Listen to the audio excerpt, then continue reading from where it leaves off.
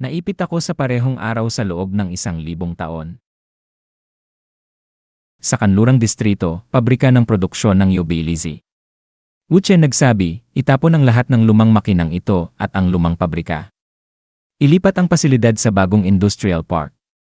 Huali nagsabi, masaya ako sa pamumuhunan ni Ginoong Wu pero sobra akong nahihiya sa paggastos ng ganon kalaki mula sa pera mo kasi hinaras na rin kita dati. Wu Chen nagsabi, hindi ito personal na puhunan ko, ang infinite investment ang sumusuporta sa'yo. Kung may gusto kang pasalamatan, pasalamatan mo si Director Lin Xi ng Lin Corporation kapag dumating ang panahon. Huali nagsabi, oh, ganoon ba? Kung ganoon, kapag nagdaos kami ng pasasalamat na piging, Mr. Wu, kailangan mong dumalo. Wu Chen nagsabi, walang problema. Huali nagsabi, yila the way, natapos ko na ang sample ng beauty soap. May oras ka ba para tingnan? Wu Chen nagsabi, sige. Puntahan natin ang beauty soap na ginawa mo. Makalipas ang ilang sandali. Inabot ni Huali ang isang tasa ng tsaa kay Wu Chen at nagsabi, Het, Mr. Wu, tingnan mo. Uminom si Wu Chen at nagsabi, ito mismo ang tamang lasa. Ang kailangan na lang natin ay matapos ang bagong pabrika at maaari na tayong mag-mass produce. Sinubukang abutin ni Huali ang isang bagay sa taas ng istante at nagsabi, habang nagre-research, sinubukan ko ang ibang ratio ng formula at nagkaroon ito ng kamanghamanghang epekto sa pagbabawas ng timbang. Ipapakita ko sa iyo kapag handa na ito. Habang nahihirapan siyang abutin ito, biglang nahulog ang florera. Mabilis na hinila ni Wu Chen si Huali palayo para iligtas siya.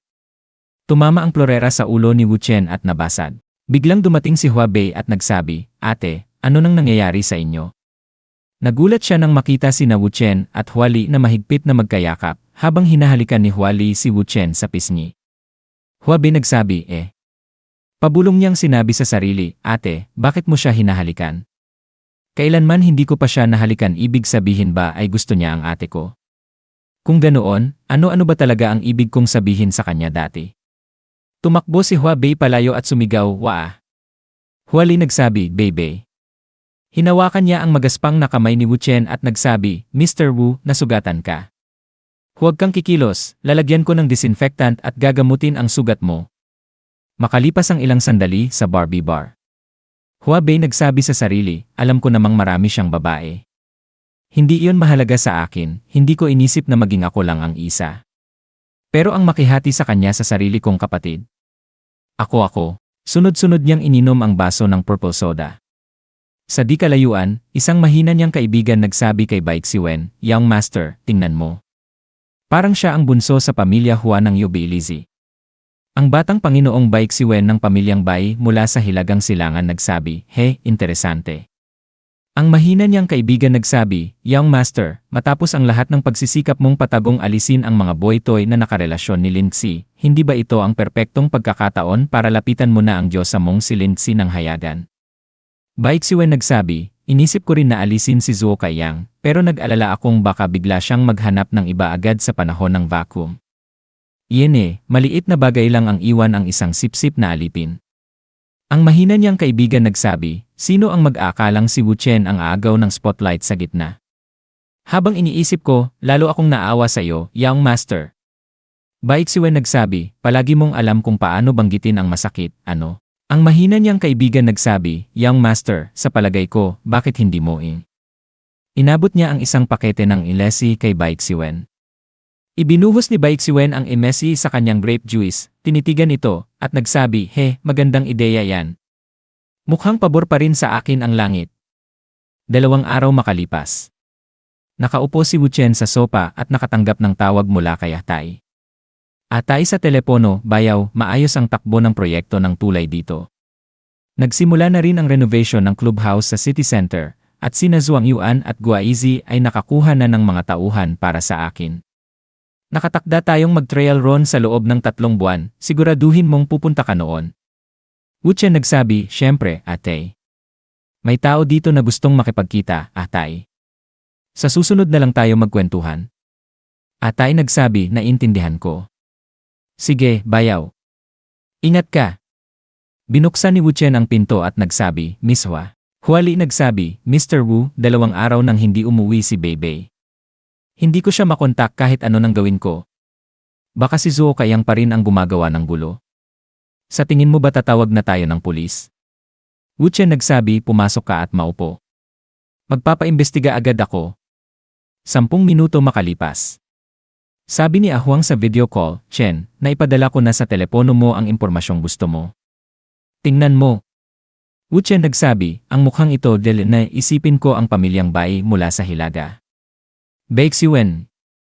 Huali nagsabi, sa wakas may balita na tayo. Mr. Wu, puntahan na natin siya agad. Wu Chen nagsabi, huwag Miss Hua. Hindi madaling kalabanin ang taong ito. Manatili ka sa bahay. Ako ang magbabalik kay Beibei. Sa loob ng isang silid. Baixiwen nagsabi, 2 araw na kitang hinihintay. Nagsawa na ako sa laruan kong ito. Ang bagal mo. Sumugod si Wu Chen kay Baixiwen at nagsabi, pakawalan mo siya, hayop ka.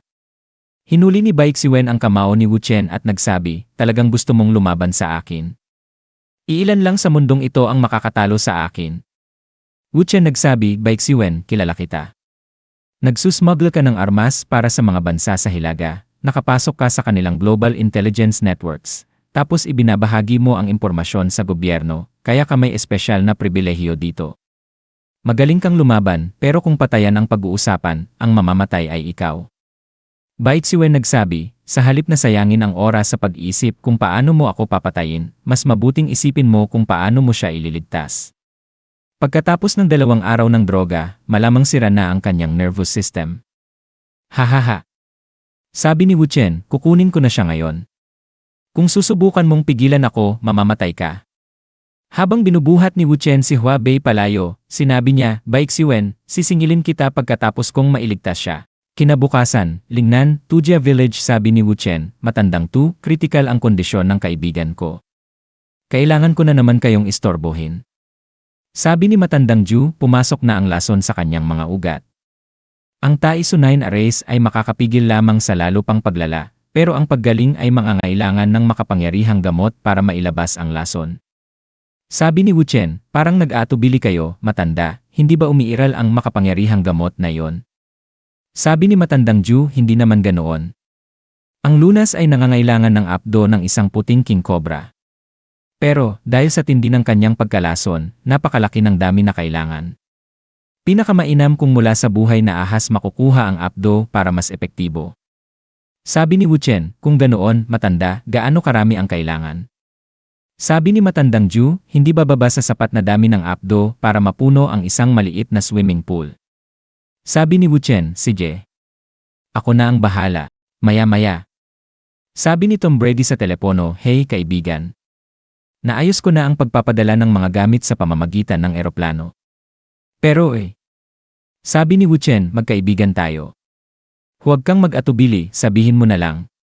Sabi ni Tom Brady, hindi naman problema.